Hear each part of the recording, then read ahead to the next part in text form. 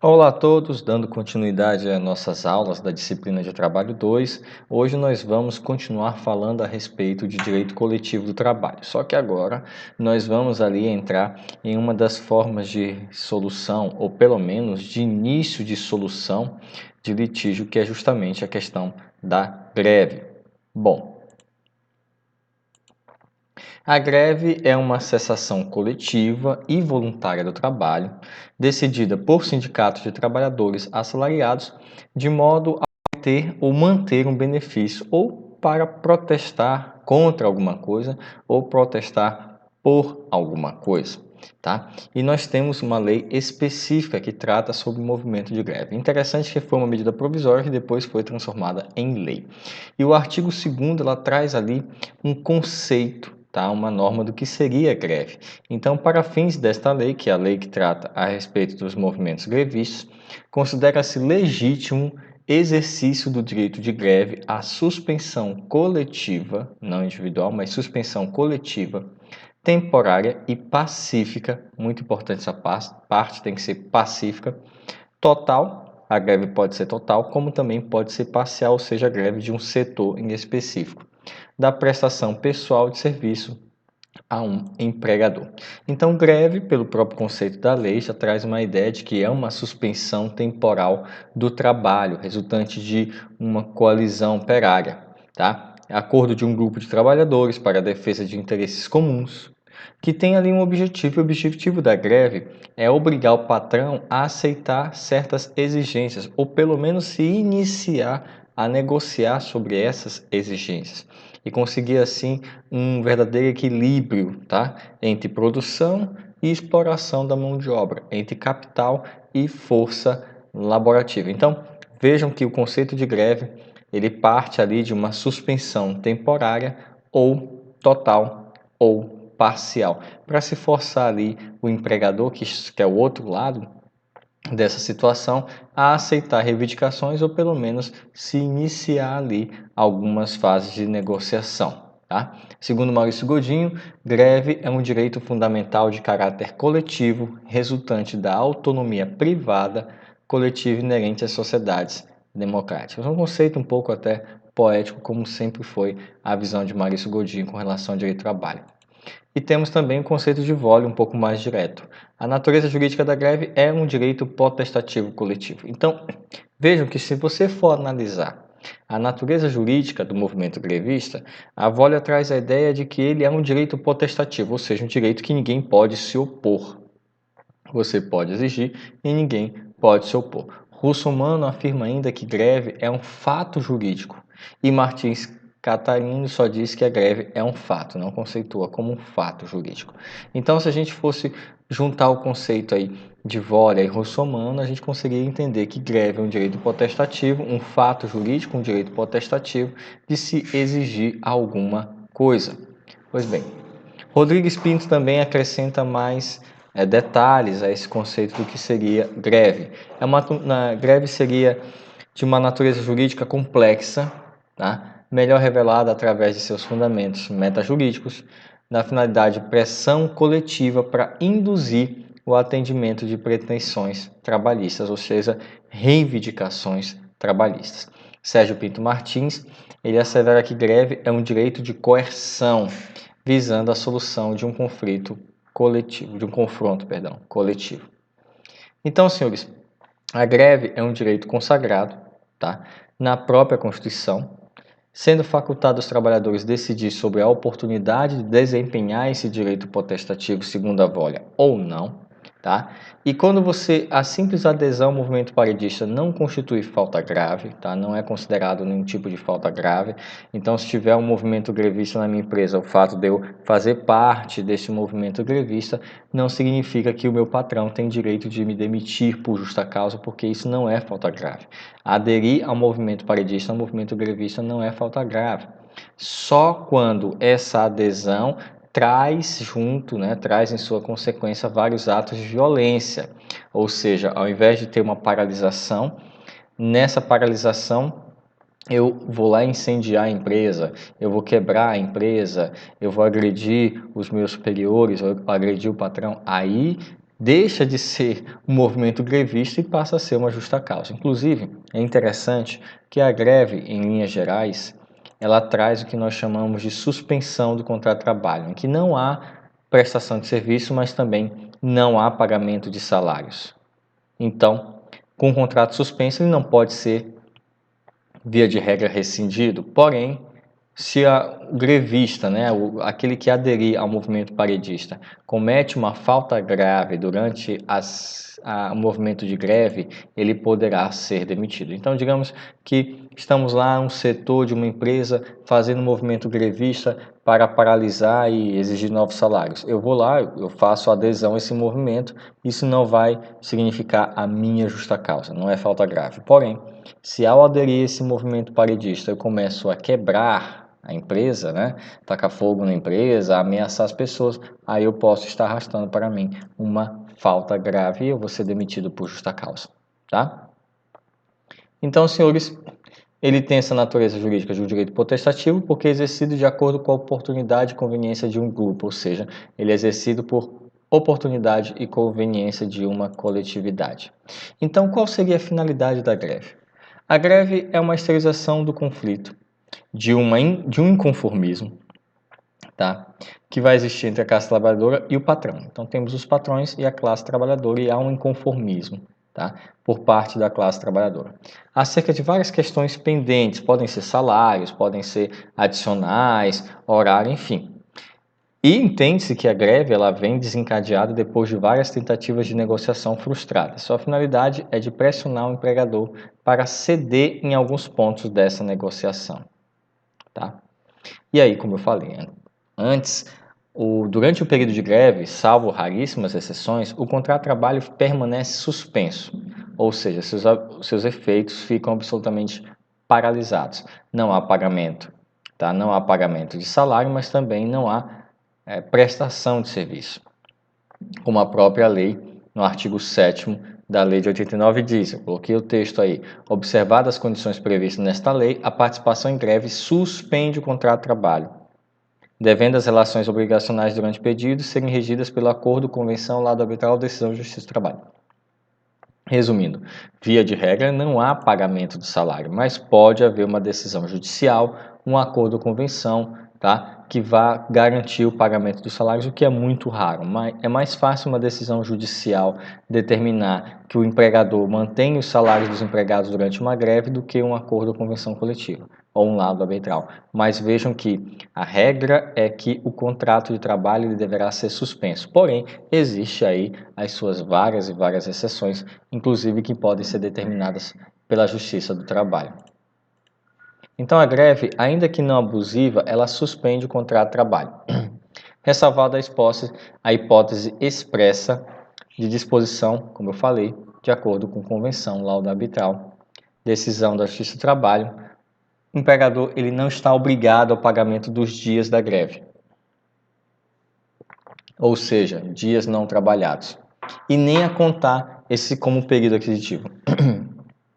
Então vejam que a greve, ela não entra, o tempo que ficar o período grevista não entra para a contagem do período aquisitivo, tá? Ou seja, período aquisitivo para as férias, não entra. O período que está em greve não entra.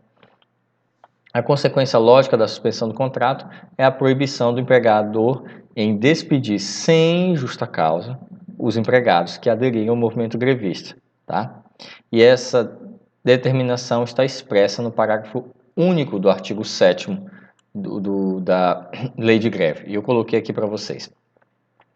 É vedada a rescisão do contrato de trabalho durante a greve, bem como a contratação de trabalhadores substituto, exceto na ocorrência das hipóteses previstas no artigo 9º e 14. O que diz o artigo 9º e 14? Tá, que possibilita aí o empregador a realizar essa contratação, ou seja, durante a greve eu não posso contratar substitutos e nem posso demitir meus funcionários sem justa causa. Porém, ele dá uma ressalva nos casos do artigo 9º e 14. Então, nós vamos lá para o artigo 9º. Aí na tela o artigo 9º, tá? Durante a greve, o sindicato, mediante acordo ou negociação, deixa eu ajeitar aqui para vocês. Pronto, assim ficou melhor. De acordo com a entidade patronal,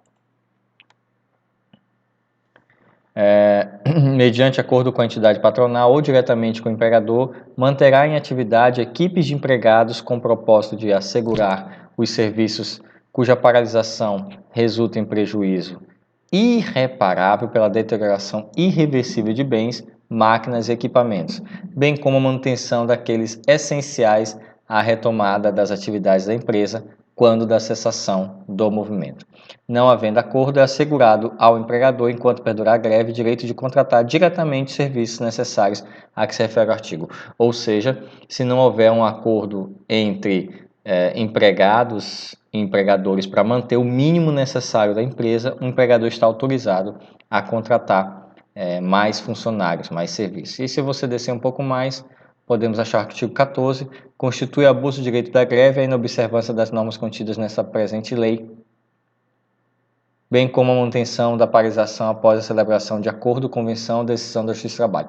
Aí, no caso, é um exemplo, segundo o artigo desta lei, se acabar a greve e os funcionários não voltarem, o empregador poderá contratar funcionários substitutos, ou quando a greve for considerada ilegal e os empregados não voltarem ao serviço, o empregador também poderá contratar substitutos. E também para manter serviços essenciais ou serviços que a falta de manutenção poderá trazer prejuízos tremendos para a empresa, o empregador também pode, ele primeiramente tem que tentar um acordo com os empregados grevistas para depois proceder ali com a contratação dos substitutos. Aí nós temos alguns tipos de greve, é bem interessante aqui. Algumas nem existem no Brasil, vocês só vão conhecer aí em outros países. Temos a greve de ocupação ou greve de habitação. É aquela invasão da empresa para impedir o trabalho de outras pessoas, que de certa forma se recusam a aderir ao movimento grevista. É a tentativa de paralisar a produção, recusar a sair da empresa, mesmo após o expediente. São exemplos de tipo de greve. Os empregados acabam ocupando o estabelecimento da empresa, impedindo ali o funcionamento pleno dela. Esse tipo de greve, não precisa nem falar, mas está aqui a observação, é considerada ilícita ou abusiva, porque você acaba tentando forçar outros empregados a aderir ao movimento grevista, e isso não pode. Temos a greve do Yellow Dog Contracts, que não é conhecida no Brasil ainda, é a paralisação do serviço nas empresas que contratam empregados com salários ou condições inferiores aos mínimos estabelecidos em contratos e convenções coletivas. É uma greve um pouco solidária. Os empregados acabam paralisando o serviço em favor dos que são contratados com salários menores, para todos terem igualdade salarial. Ela não é conhecida ainda no Brasil. Tem a greve de braços caídos, ou greve tartaruga, muito usada nos Estados Unidos, Inglaterra, Argentina e Itália. Tá? Em alguns setores no Brasil já vem acontecendo. É uma redução do trabalho ou da produção sem que haja suspensão total. Ou seja, simplesmente você não adere, não é uma suspensão total do serviço, não é uma greve em que os funcionários simplesmente não fazem nada. Eles simplesmente, aqui, eles reduzem a produção, reduzem o trabalho.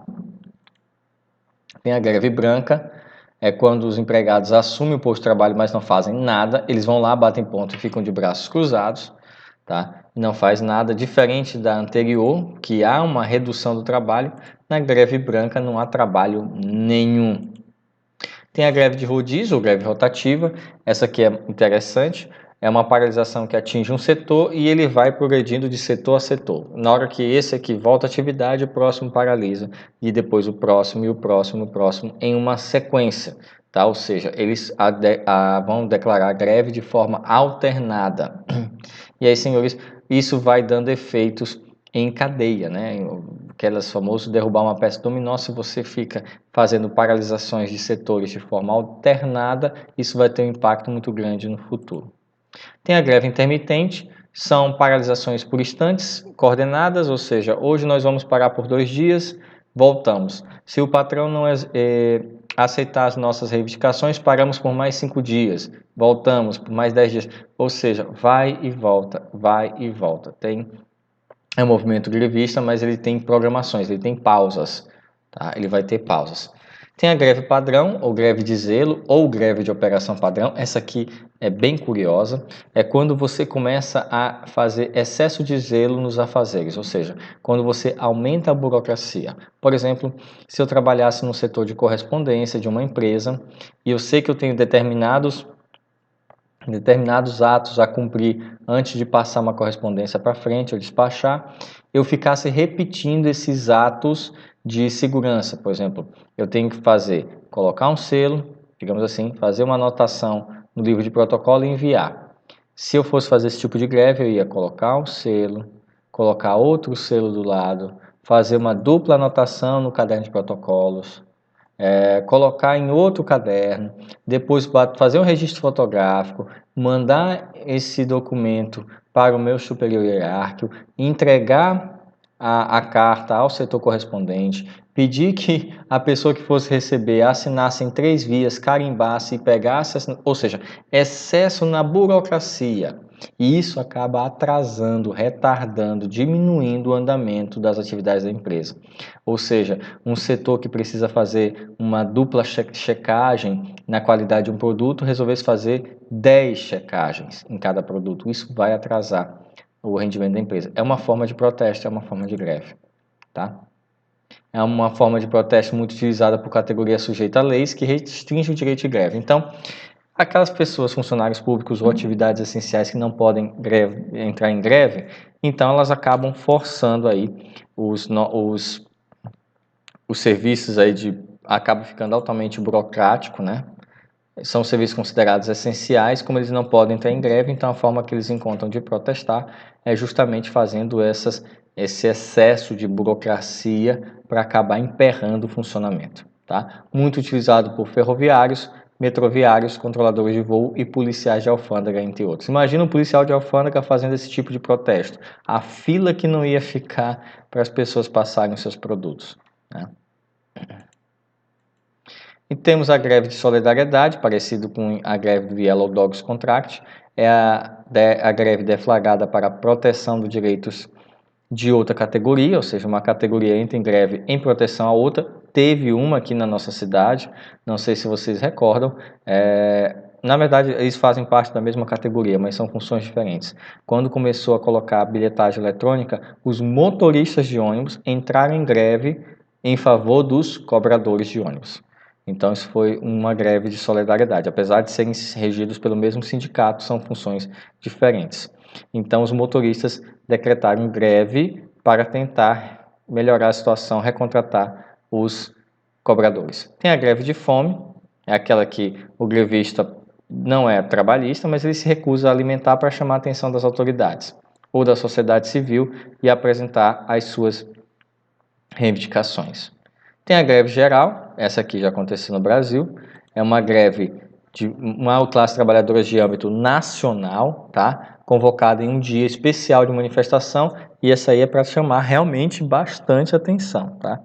É uma greve para chamar bastante atenção. É uma greve de paralisação conjunta.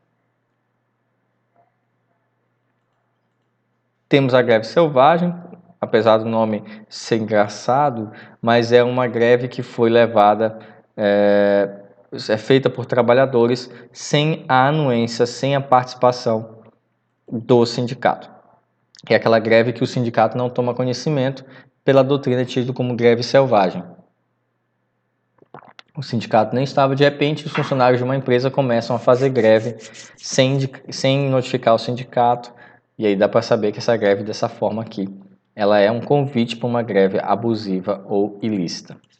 Tem a greve política, é aquela dirigida contra os poderes, para conseguir determinadas reivindicações, você paralisa seu serviço, mas você não quer nada do seu patrão, você quer alguma coisa do governo. E passamos recentemente por isso aqui. Em 2016, tivemos a paralisação dos caminhoneiros, 2016, 2017 mais ou menos, tivemos a paralisação dos caminhoneiros, um grande impacto aí na economia do Brasil. Foi uma greve política, porque a maioria dos caminhoneiros é autônomos. Eles não estavam reivindicando absolutamente nada dos seus patrões. Eles estavam reivindicando uma pauta contra o governo, contra o poder executivo. Tá? E os tribunais trabalhistas têm considerado abusiva a greve política sob o argumento de que ela não é uma greve trabalhista. Então fica o parênteses aí para vocês, a greve política não é considerada uma greve trabalhista, tá bom? Por isso, se você bem recorda, quando nós tivemos a paralisação e a manifestação dos caminhoneiros, foi tida como uma greve política, por isso que o Tribunal Superior do Trabalho não se manifestou em nenhum momento. Quem se manifestou foi a Justiça Comum e o Supremo Tribunal Federal, porque não era de competência do TST, não era de competência da Justiça do Trabalho, era uma greve política, de pautas e reivindicações voltadas ao Poder Executivo. Então, não tinha por que realmente o TST se envolver nisso.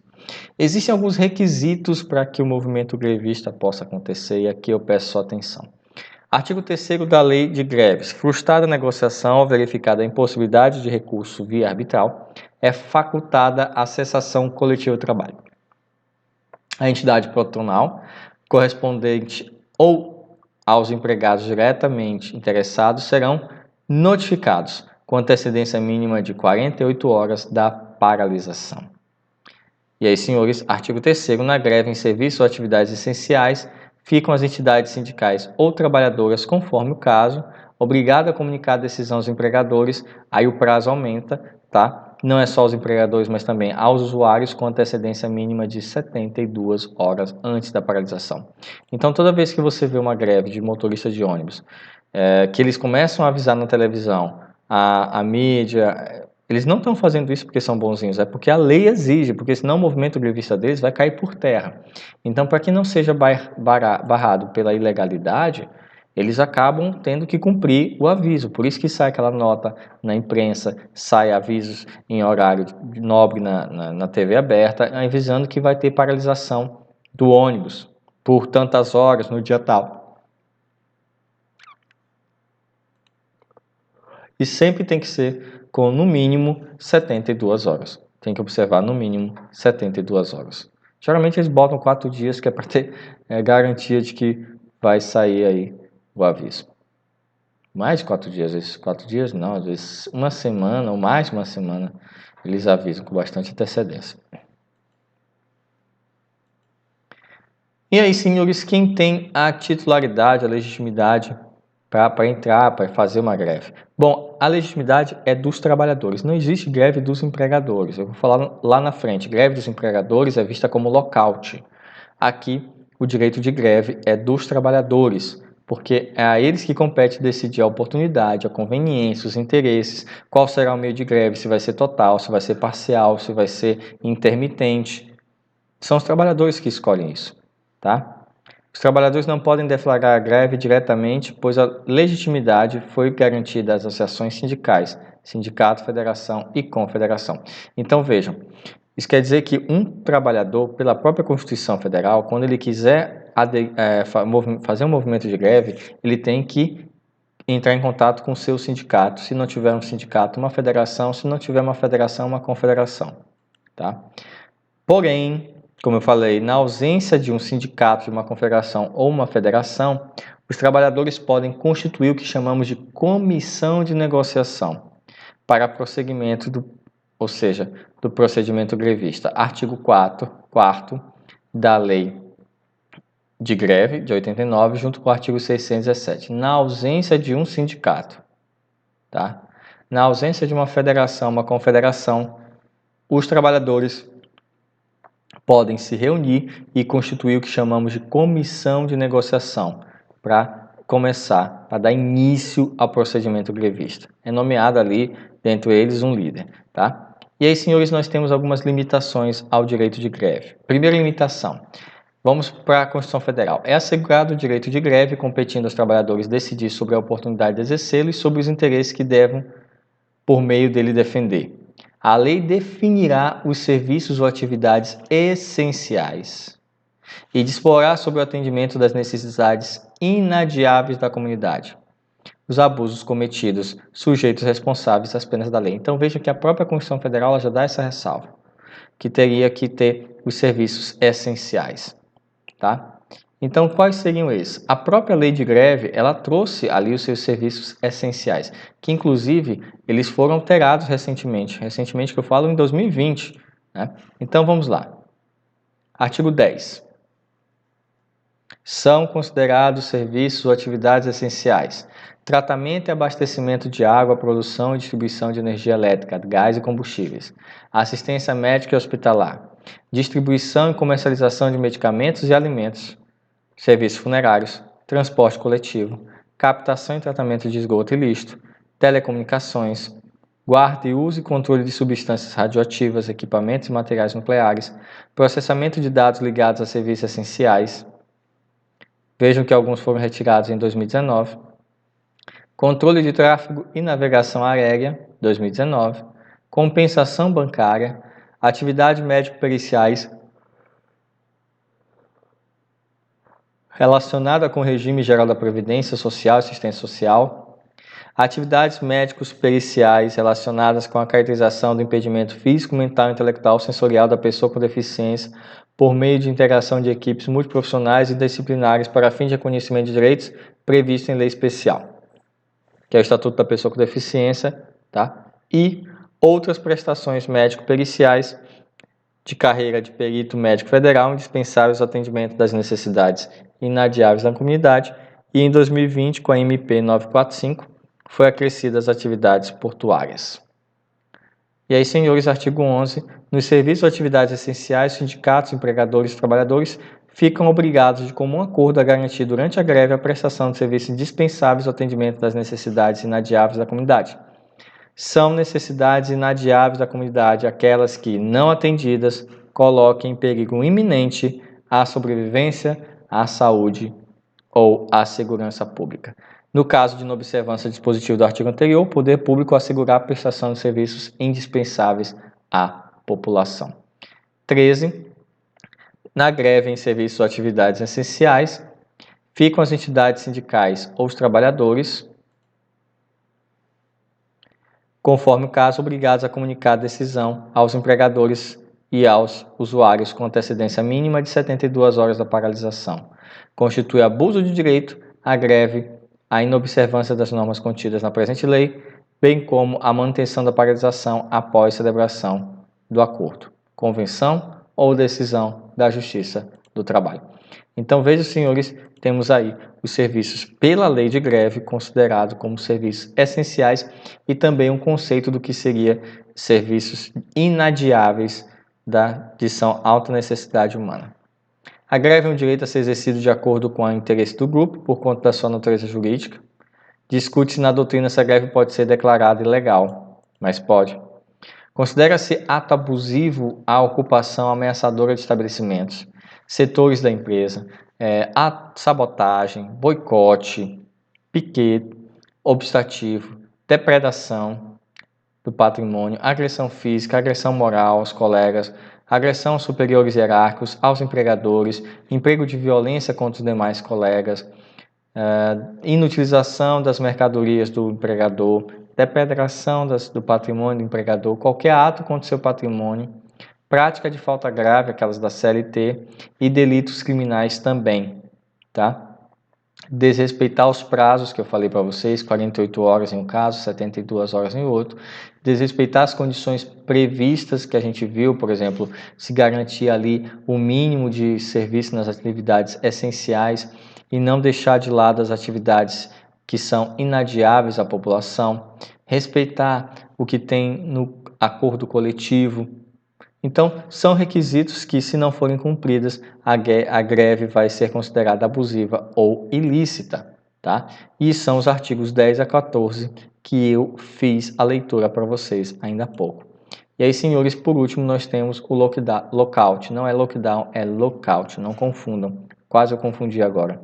O artigo 722 da CLT, em seu parágrafo 3º, ele já diz que lockout é um mecanismo utilizado pelos empregadores para compelir os empregados a praticar algum ato ou constranger certa situação. O empregador simplesmente fecha o estabelecimento ou empresa, impede o trabalho dos seus empregados. A iniciativa parece com a greve, só que é uma greve invertida, porque agora quem está impedindo os trabalhadores de trabalharem, de exercerem suas funções, simplesmente é o empregador. Então, o lockout, ele parece com a greve, só que ele parte do patrão, é o patrão que fecha a empresa, para causar prejuízos para o empregado, tá? no caso de paralisação, lockout da empresa, os empregados atingidos têm direito a receber integralmente o seu salário, ou seja, a greve ela é vista como uma suspensão do contrato de trabalho. Já o lockout é visto como uma interrupção do local de trabalho, ou seja, o tempo do lockout será contado como tempo de serviço e o trabalhador terá direito a receber a sua remuneração.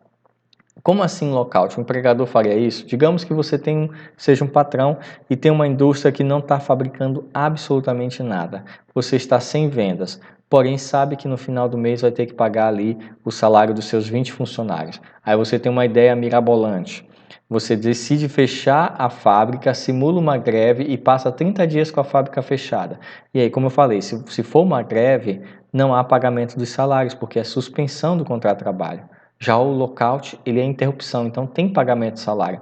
É uma forma do empregador aí simular uma greve para que ele seja favorecido, ou seja, a empresa fica fechada e ele não tem que pagar o salário dos seus empregados, fica com todo aquele lucro só para ele. Bom, essas eram as considerações que eu tinha para falar a respeito sobre greve. Espero que tenha tirado todas as dúvidas. Qualquer pergunta vocês podem colocar nos comentários. Até a nossa próxima aula.